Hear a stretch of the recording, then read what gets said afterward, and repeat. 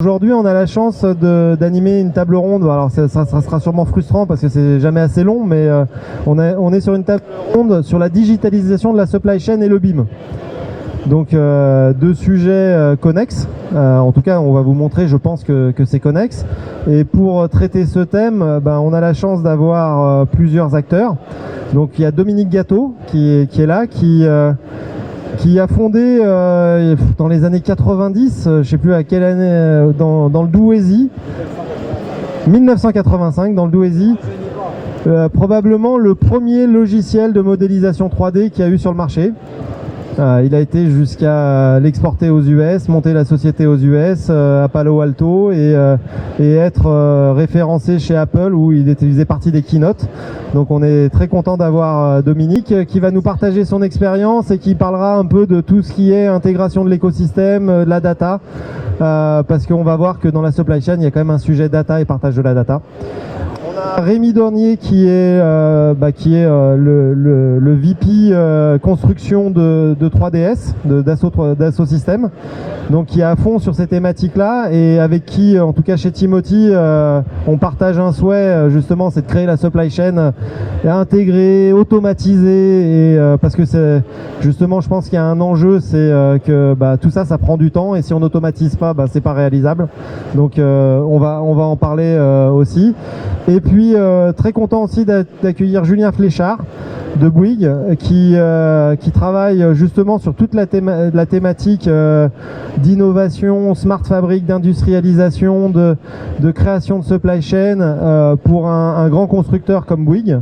Et on a eu la chance de partager plein d'expériences et où on parlait même pas de digital au début, on parlait d'enjeux parce qu'il y a quand même des enjeux à travers cette supply chain. Et donc l'idée c'est de partager sur cette table ronde avec nos trois experts justement ces visions à la fois très opérationnelles, très digitales, très même au-dessus écosystème pour partager sur la supply chain et le BIM.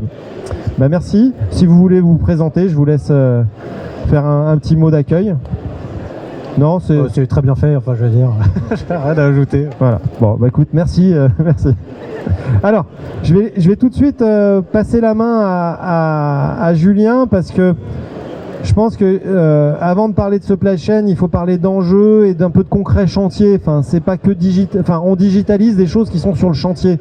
On n'est pas là pour juste se faire plaisir avec du digital. On est là pour mettre en place un nouveau mode de production. Et donc, Julien, si tu veux, j'ai ta présentation où tu vas nous ramener un petit peu dans le concret du chantier pour nous expliquer un peu quels sont les enjeux de la supply chain. Le point de départ, quand même, c'est de rappeler que notre industrie.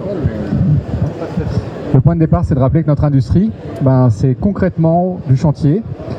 Là, je vous ai mis les quelques informations importantes. Pour un projet de 100 logements, il faut avoir en tête que c'est plus de 1000 livraisons sur chantier, donc 1000 camions qui rentrent. Et là, je ne vous ai même pas parlé de ce qui sort, parce qu'il peut sortir pour les camions de terre, pour les déchets, des quantités au moins équivalentes. Donc c'est un flux urbain, c'est un flux très très fort dans la ville. Ensuite, il n'y a aucune entreprise, d'entreprise générale sur la plupart des chantiers de logement en France qui travaille seule. Et c'est toujours une flopée d'entreprises sous-traitantes, jusqu'à 20 intervenants différents qui vont avoir tous à travailler à partir des mêmes documents qui leur ont été donnés, mais en silo. Et en plus, il y a un double silo. Parce que avant l'entreprise générale, il y a eu la maîtrise d'œuvre, le programme, etc., qui avait déjà fait un premier travail et donc qui avait un silotage horizontal et un silotage vertical dans le temps. Et en face de nous, en plus de ce contexte compliqué, on a d'énormes défis qui arrivent. On a un premier défi qui est un défi de productivité. Parce que vous n'êtes pas sans savoir, et tout le monde le crie sur tous les toits, que la construction n'a pas fait son virage en productivité. On a un défi environnemental, que ce soit en termes de déchets, que ce soit en termes d'économie circulaire, que ce soit en termes de ZAN, de biodiversité et de carbone. Et puis, je ne l'ai pas mis là, mais on a un défi de ressources, parce qu'on a de moins en moins de personnes pour faire ça. Aujourd'hui, un chantier, quand vous vous baladez dans la rue, ça ressemble souvent à ça. des déchets, de la désorganisation. Et ça, c'est ce que j'appelle moi un chantier qui n'est pas maîtrisé, qui n'est pas industrialisé. Chez Bouygues, depuis 5 ans, on a décidé de se lancer dans un projet qui s'appelle Smart Fabric pour justement changer les choses. Et on change les choses en disant on veut industrialiser. Industrialiser, ça veut bien sûr dire préfabriquer. Si je peux cliquer, très bien. Nickel. Ça veut bien dire préfabriquer. Préfabriquer, ça peut être du module, mais ça peut être aussi de la 2D ou ça peut être de ce qu'on appelle de la 1D, donc des poutres et tout ça. Mais c'est aussi travailler sur le process. Comment est-ce que j'amène les choses au bon endroit, au bon moment. Et il y a un dernier aspect qui est essentiel autour de tout ça, qui est un prérequis, c'est la logistique. C'est-à-dire qu'il faut amener le bon matériau au bon endroit, au bon moment. Et ces trois axes de travail pour Smart Fabric, et c'est là où c'est important, on aurait pu le faire il y a 10 ans, mais on a une vraie barrière à l'entrée qui est le digital. Comme je vous l'ai dit, c'est très siloté. Comme je vous l'ai dit, on n'a pas du tout travaillé sur la continuité digitale et on pense qu'il y a un véritable enjeu aujourd'hui à travailler avec Timothy, à travailler avec Dassault pour justement mettre en place l'environnement digital qui va aider le projet. Et quand on le met en place, les photos que je vous ai montrées au départ, elles se transforment. Parce qu'on a un chantier qui devient plus organisé, on a un chantier sur lequel on fait les approvisionnements juste à temps, aux bonnes quantités, les déchets sont diminués, la productivité augmente. Merci, oui, effectivement. Je pense que il faut gérer des tonnes de data dans cet écosystème où il y a beaucoup de monde. Et la difficulté, c'est d'y avoir accès, parce que le faire à la main une fois, on peut le faire, avec une myriade de stagiaires ou des ressources, mais de le faire de manière industrielle, c'est ça l'enjeu. C'est ça l'enjeu, et effectivement, on est dessus depuis un moment, et même il faut revenir presque à la cause racine de pourquoi on n'a pas la data, et je trouve que l'approche de 3DS, qui est d'attaquer ça déjà par le design, amène un nouveau point de vue aussi, en disant si on doit aller chercher des nomenclatures, on parle de matériaux, donc on parle de nomenclature. Quelle est la nomenclature du bâtiment? Donc on parle de BIM d'exé. On est au BIM World, on va se le dire, c'est rare un BIM d'exé tout corps d'état. C'est rare. Pourquoi? Parce que c'est dur à faire, c'est long, ça cannibalise de la ressource, et à la fin, c'est un peu comme dans la bouillabaisse, les gens de Marseille ils disent quand le bouillon il coûte plus cher que le poisson, on le fait pas. Et donc je trouve que l'approche de 3DS et aussi que vous avez avec Bouygues, puisque c'est un partenariat, d'aller sur de la maquette générative et après de l'industrialisation, va permettre d'aller capter ces datas et pour nous, des gens comme Timothy, de les mettre dans l'ordre d'exécution et de les synchroniser. Donc Rémi, ma question en fait c'est comment vous abordez le sujet justement dès la conception pour nous montrer que finalement la supply chain elle part dès la conception en fait. Alors je voulais revenir sur justement, je pense qu'on a appris d'échecs déjà pour commencer. Et c'est important parce que c'est les échecs qui nous ont fait progresser. On est arrivé il y a 10 ans dans le monde de la construction, on y était même avant, mais il y a 10 ans on a commencé vraiment à s'intéresser à ce sujet en profondeur. Et ce que je vous montre à l'écran, c'est le prochain slide. C'est un projet qu'on a fait aujourd'hui avec une grande entreprise générale en France. Et on s'est dit, c'est simple, en fait, votre problème, c'est aujourd'hui d'organiser davantage. Donc ce qu'on va faire, c'est un jumeau numérique. On connaît jumeau numérique, on en a fait pour l'industrie manufacturière. On va vous faire un jumeau numérique. Et ce jumeau numérique, en fait, il a un enjeu, c'est celui de décrire totalement l'ensemble des pièces que vous devez acheter, de manière à vous aider en fait à anticiper. La problématique, c'est que ça, c'était une affaire de 3 millions d'euros. On a utilisé à peu près 10% du prix pour le faire, et le temps qu'il a fallu pour le faire, le projet était fini. Donc, il y a un premier échec, finalement, c'est qu'on sait faire des jumeaux numériques, bien sûr, mais sans changement de méthode, aujourd'hui, on ne sera pas capable de faire un jumeau numérique dans la temporalité du projet. Donc ça, c'est le premier échec. J'ai été envoyé en Chine en 2013, pareil, je devais concevoir les nouvelles applications de génie civil de nos logiciels. C'est un succès parce que en fait, les départements BIM chinois, le gouvernement chinois leur a demandé de faire du BIM. Donc ils ont fait du BIM et on a commencé vraiment à implémenter les pratiques en remplaçant le dessin. Donc en fait, les ingénieries faisaient des autoroutes, des tunnels, comme ils avaient 200 projets par an, en utilisant la standardisation optimisation des méthodes et pas des ouvrages. Les ouvrages sont toujours différents. Et ils réussissaient en fait à répondre plus vite en appel d'offres. Donc ils allaient 30% moins cher en fait en réponse à un appel d'offres. Ils proposaient plus de variabilité sur leur approche. Ça, c'était un succès. Le problème, c'est qu'une fois qu'on finissait cette ingénierie des ouvrages de génie civil, bah en fait on passait pas le pas, on passait pas la réunion de transfert vers l'exécution et la construction. Donc ça a été 2 échecs majeurs en fait qui nous ont dit on a réussi mais dans un silo, comment on fait en fait pour servir la chaîne de valeur. Et dans ce contexte, le partenariat avec Bouygues Construction, mais des partenariats aussi qu'on fait avec des universités comme Centrale Lille ou le STP nous aident énormément. On est allé sur le terrain, on est allé sur le chantier et on est allé observer tout ce que Julien a commencé à expliquer. Et finalement, on s'est dit qu'il faut commencer simple au niveau du chantier. Il ne faut pas commencer avec le jumeau numérique parce que finalement, le jumeau numérique est trop complexe à appréhender d'une certaine façon. Et donc, c'est comme ça qu'on a mis en œuvre en fait des pratiques de construction dites Lean. Et les pratiques de construction dites Lean, on les a mis en place sur le chantier de Pantin, les piscines de Pantin. Donc mise en place de routines, organisation des équipes pour gérer la sécurité et finalement sécuriser l'anticipation des commandes, l'organisation des équipes qui sont des centaines d'équipes aujourd'hui qui coordonnent et qui en fait travaillent sur le chantier, surtout quand on a encore des tas secondaires.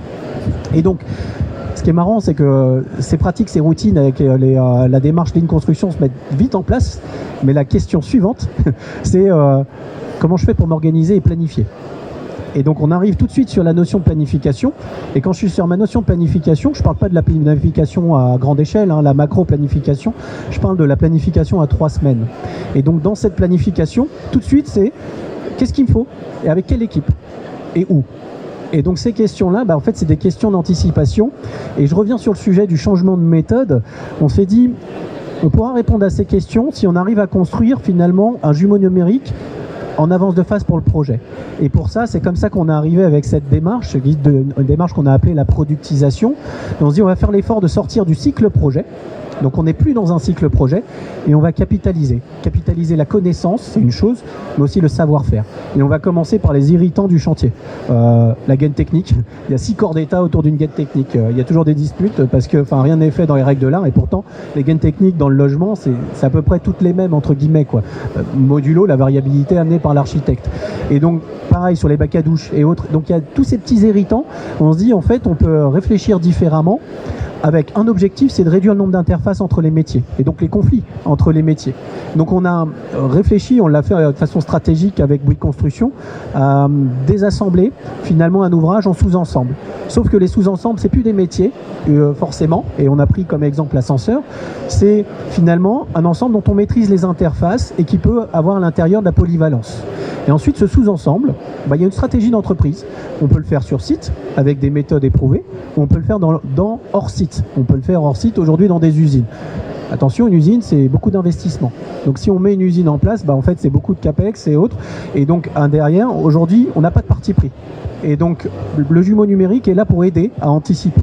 Étant donné qu'on a ces librairies finalement en avance de phase, quand on travaille au sein du projet, si dans la librairie on a des composants, des sous-ensembles prouvés qui existent, qui ont été capitalisés par l'entreprise, et l'entreprise c'est pas forcément Bouygues Construction, ça peut être un Piftobois quand on se fait du CLT, ça peut être un Flovea sur des dosseraient de chaudière ou autre, on est capable de consommer en fait ces contenus et de les adapter à la version de l'architecte. Donc c'est tout ce qu'on met en œuvre en fait avec la notion de productisation aujourd'hui, dans le but de non pas standardiser les ouvrages, c'est pas ce qu'on souhaite faire, mais standardiser les méthodes et répliquer des méthodes prouvées de manière à ce qu'on puisse adresser la construction durable de façon plus efficace, parce que l'énergie ça perfore tous les métiers, donc il faut les anticiper, les travailler ensemble. Et aujourd'hui toute la démarche de productisation est faite dans cet esprit.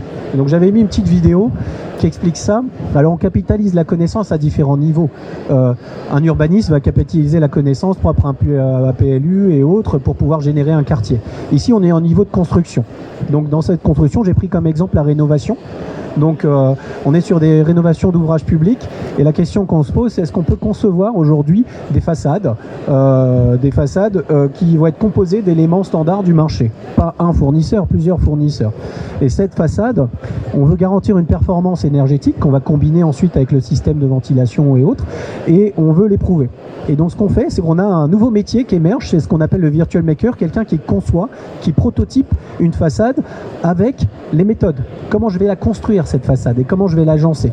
Et il pense tout ça en avance de phase, pas dans un projet. Il fait des simulations très poussées parce que sur le produit à son niveau et à partir de là il va poster finalement un nouveau sous-ensemble mais qui est une combinaison de sous-ensembles de la façade. Donc il les met dans un catalogue et ces systèmes aujourd'hui sont partageables, utilisables par d'autres industries. Alors attention, le savoir-faire il est protégé, c'est-à-dire qu'en fait on ne le divulgue pas. Ce qu'on divulgue en fait c'est l'aspect paramétrisation possible de la brique pour expliquer les contraintes spatiales, réglementaires, de dimensionnement auxquelles il faut faire attention. Et donc là, c'est un exemple, en fait, c'est l'université de Rennes sur lequel en fait on a travaillé. Et donc sur cette université, en fait, on a instancié, réutilisé cet élément de façade. Donc on l'instancie, c'est pas des éléments qui sont standards parce que là on est sur de la rénovation, donc chaque portion et parcelle, il faut l'adapter, la paramétrer et autres en fonction de ce qui a bougé ou du tel que construit.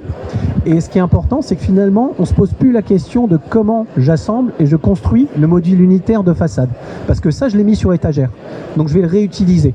Et petit à petit, dans cette façon de faire, on est capable d'amener de la planification, de l'ordonnancement qui est déjà réutilisé. Et c'est ça que je veux dire par réutiliser des méthodes et des savoir-faire.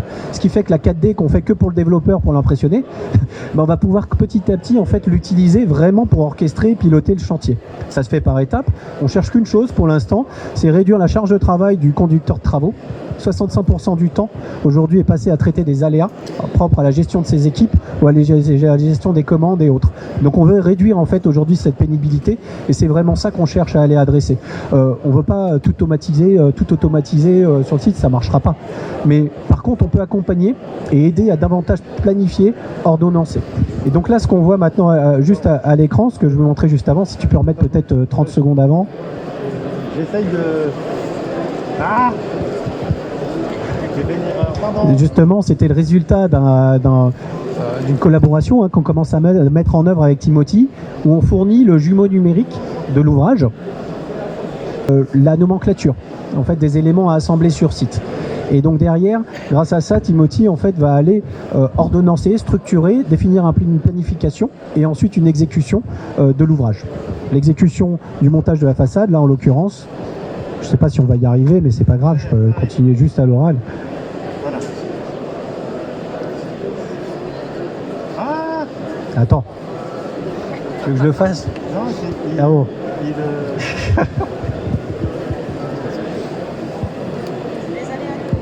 C'est les aléas du direct, pardon. J'ai fait une erreur. Allez, on laisse comme ça. Voilà. Mais on voit pas, on voit pas.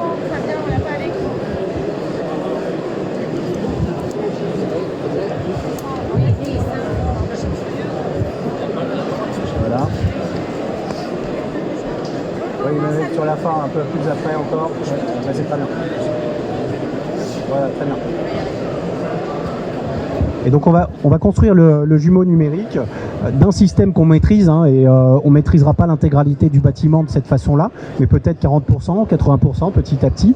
Et une fois qu'on a ce jumeau numérique, déjà on peut arbitrer différentes options, faire des simulations poussées mais locales quand il s'agit de CFD, sinon on va plutôt être sur de la simulation dynamique et autres.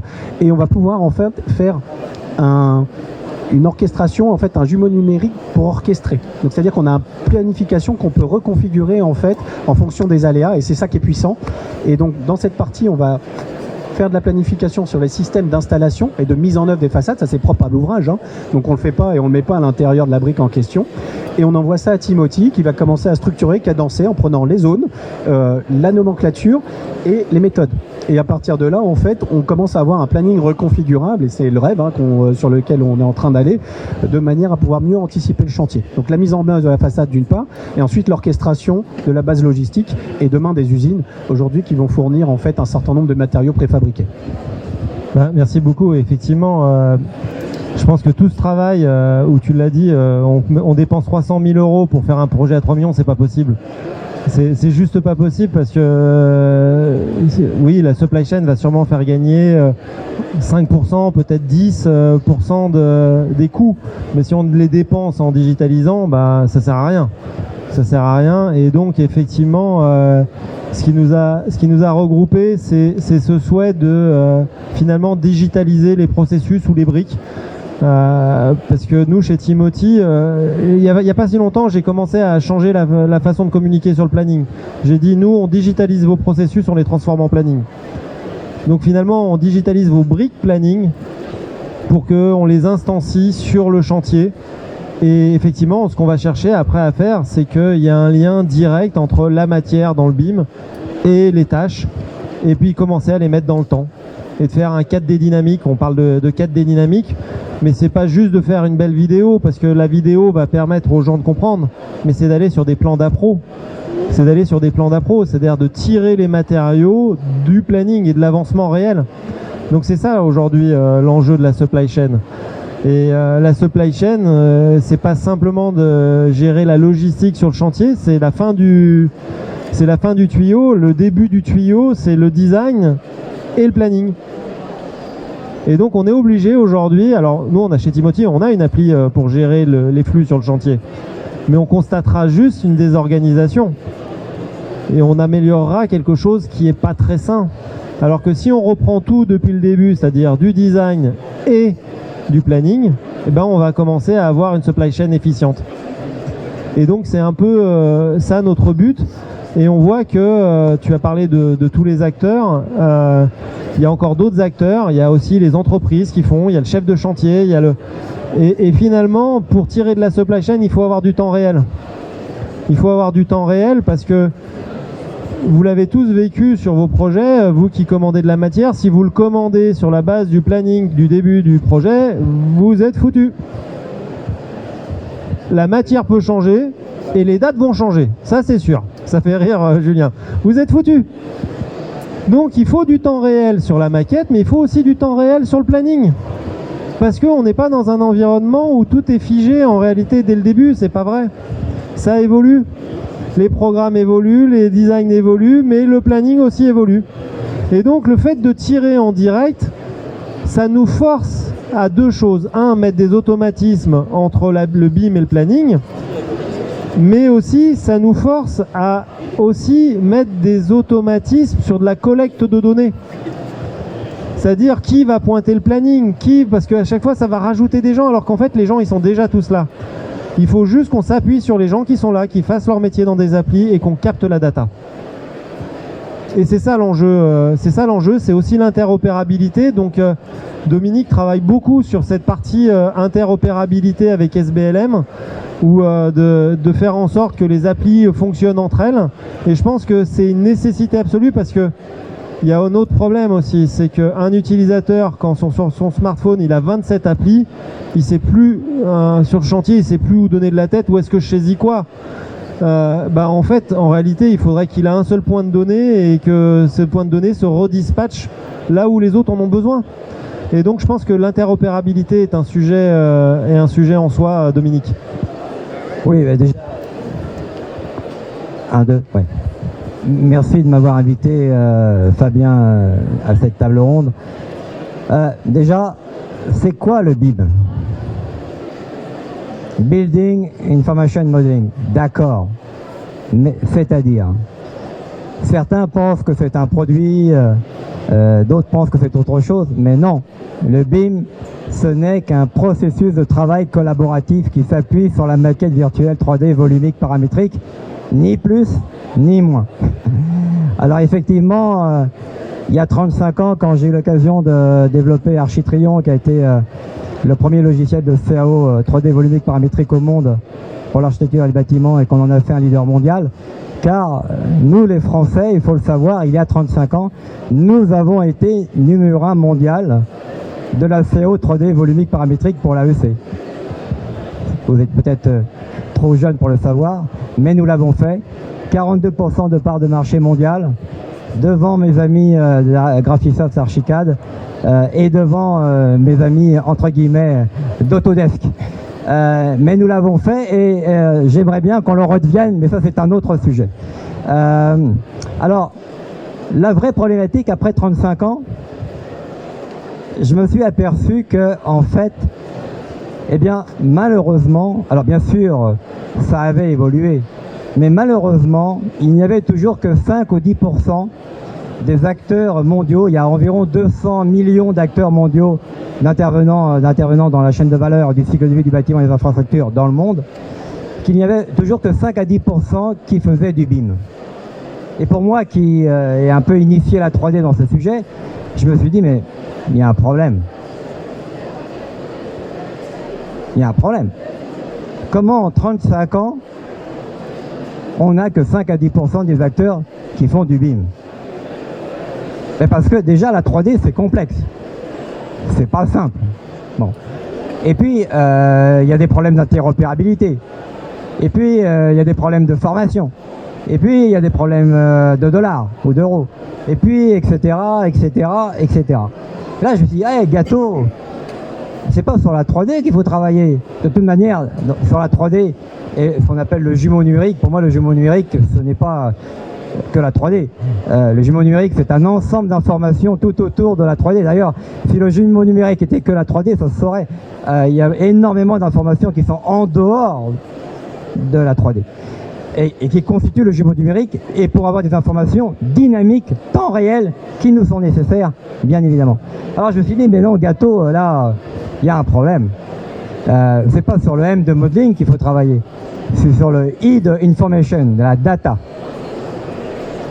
Comment faire en sorte que la data, sur l'ensemble de la chaîne de valeur, du cycle de vie du bâtiment et des infrastructures, c'est-à-dire du début, qui est la programmation, conception, construction, commercialisation, gestion du patrimoine et déconstruction, comment faire en sorte qu'on ait une data fiable, durable, continue et surtout utile.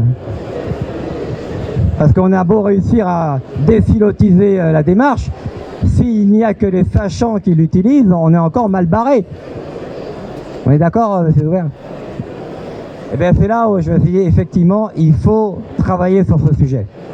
Et en France, nous avons les moyens de travailler sur ce sujet. Nous avons des grands groupes qui sont là à ma gauche, mais nous avons également énormément de sociétés très dynamiques, innovantes, françaises, qui veulent travailler sur ce sujet. Et c'est de là où j'ai parti le projet SBLM. Alors maintenant, pour la continuité et l'interopérabilité, c'est la clé.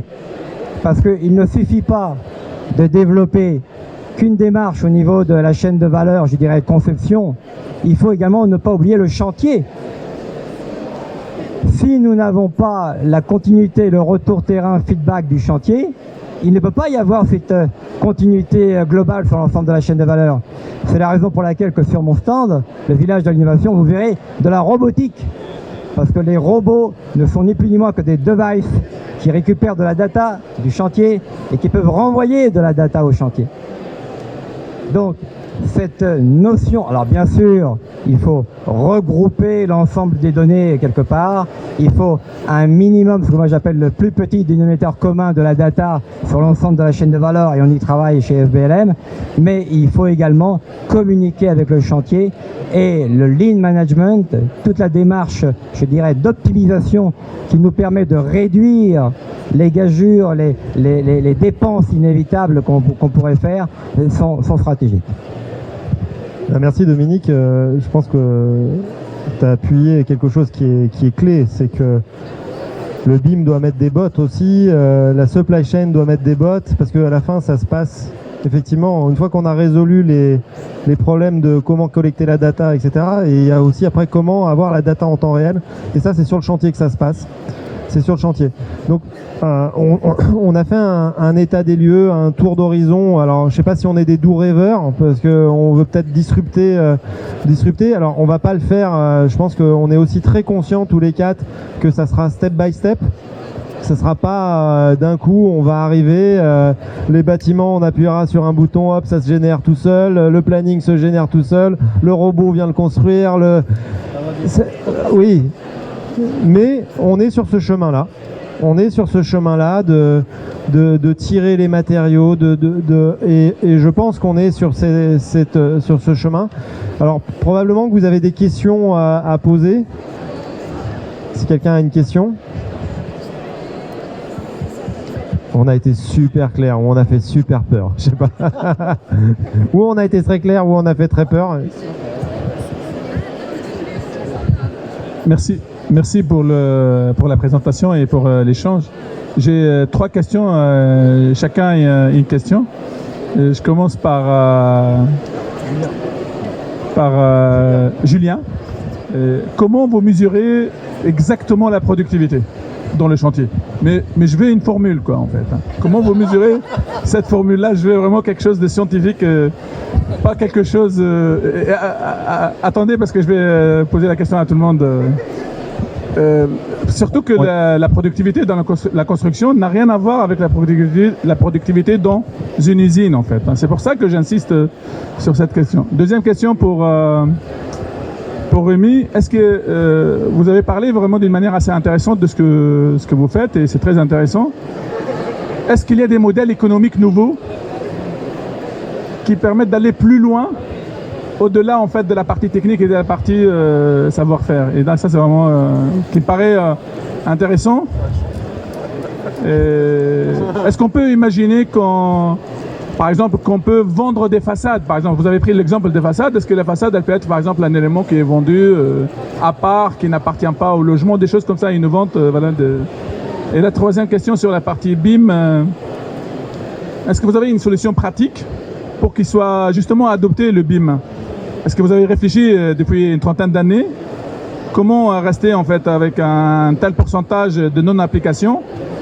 Est-ce que c'est lié je pense pas que c'est lié uniquement à la formation, c'est lié aussi au modèle pédagogique, parce qu'il y a de nouvelles méthodes pédagogiques pour apprendre et pour décimer, pour démystifier également. Est-ce que ce n'est pas dans la partie design culturel des entreprises dès le départ, en fait, avant même de passer à la formation? On peut former quelqu'un, mais s'il est formé, il est compétent, et puis on lui demande autre chose au-dessus, bah forcément, et ça marche pas. C'est pas forcément, voilà. C'est une question pour chacun. Et merci encore.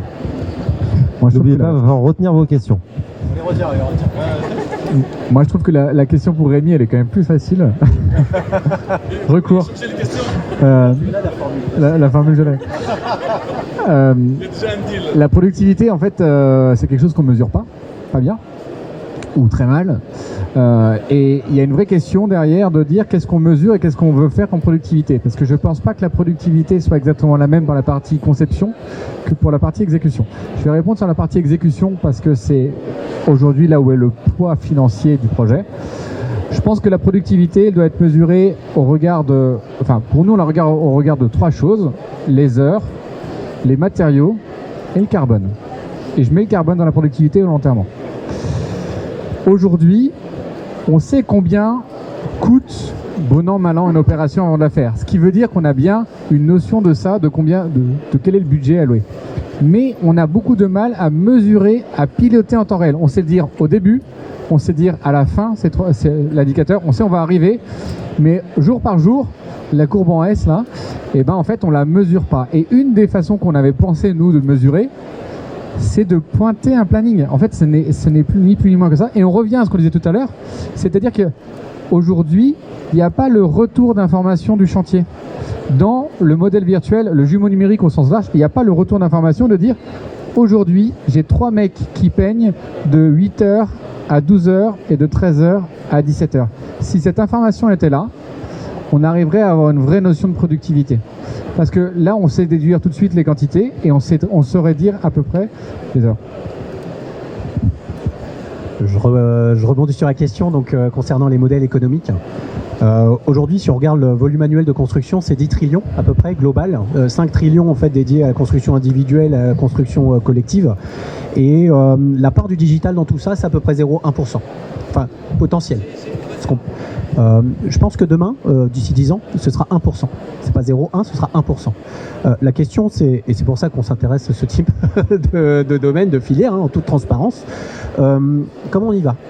Et la question, elle est là. Et en fait, quel type de business model on peut mettre aujourd'hui en place pour arriver finalement à outiller un écosystème ouvert, parce que c'est ça qu'il faut craquer. On est dans un écosystème qui est ouvert, c'est un écosystème manufacturier, c'est verticalisé, supply chain en rang, qui obéit en fait aux demandes d'un OEM et autres. Et là, par contre, on doit travailler en écosystème ouvert. Et ben, cette notion d'écosystème ouvert, elle amène des réflexions au sujet des business models. Il y en a plusieurs. Moi, aujourd'hui, je réfléchis. Alors, on met en place des business models propres au projet. On ne réfléchit pas par le nombre de personnes, mais au projet. Vous voulez collaborer autour d'un projet, bah, en fait, on va vous donner des modèles économiques par personne, parce qu'en fait, ça réfrène la collaboration, mais plutôt au niveau du projet. Et ensuite, il y a la stratégie de partage du contenu. Et ça, je le compare un peu à la musique. Il y a des auteurs qui créent de la musique, qui créent du contenu. C'est pas les plateformes aujourd'hui, Deezer ou autres, qui le font. Et il y a des plateformes qui permettent d'intermédier et de partager ce contenu. Et donc, je pense qu'il y a beaucoup de business models à imaginer autour de cette notion, justement, de monétisation des contenus et de protection, bien sûr, des savoir-faire de chacun pour permettre à un écosystème ouvert de collaborer plus simplement ensemble. La démarche culturelle est importante. Hein. Et quand j'entends aujourd'hui certaines personnes qui disent qu'elles veulent démocratiser le BIM, ça me fait sourire. Et je préfère, comme tout le monde, être impliqué moi-même de manière volontaire vers une démarche que plutôt qu'on me l'impose. Aujourd'hui, je suis désolé, mais le BIM, on l'impose. Les gens ne sont pas naturellement attirés par le BIM. Ça se saurait. 49.3 du BIM, là. Ça se saurait. Bon. Donc, il faut revenir de là et modéliser la connaissance. Donc, on revient à ce qu'on disait tout à l'heure. Modéliser l'ensemble de la connaissance, qui était une vraie problématique, mais surtout, donner accès à tout un chacun de l'ensemble des intervenants de la chaîne de valeur, sans prise de tête, à l'information. Et pour répondre à votre question aussi, depuis 30 ans, donc 35 ans maintenant, bientôt 40 ans, je réfléchis au sujet et on a annoncé un produit qui permet d'amener cette démarche-là, c'est-à-dire permettre à un petit électricien qui ne connaît pas la 3D, qui n'est pas un spécialiste de la 3D, de voir une maquette numérique 3D une fois que la modélisation de la connaissance a été faite, de cliquer sur une gaine électrique, de rentrer de la data à la mode Excel et en même temps de voir tout ce qui se passe dans son arbre de connaissances. Il faut permettre aux professionnels, aux 90% là, les artisans, les petites boîtes de BTP là, il faut leur permettre d'avoir accès à la connaissance de manière intuitive, facile et de mettre de l'information de manière intuitive et facile. Et nous avons en France tout pour faire ça. Enfin, encore une fois, je crois que je suis chauvin, mais on peut en France, je le répète, redevenir le numéro 1 mondial du sujet et c'est en s'associant et en faisant des choses alignées qu'on y arrivera à mon niveau. Ben, on se le souhaite tous hein, ici. En tout cas, merci beaucoup à tous les trois. Merci. Enfin, c'est toujours un plaisir d'échanger avec chacun d'entre vous et puis alors, encore mieux quand c'est tous ensemble parce que on a peut-être un doux rêve mais je crois que ça devient de plus en plus une réalité. Donc merci.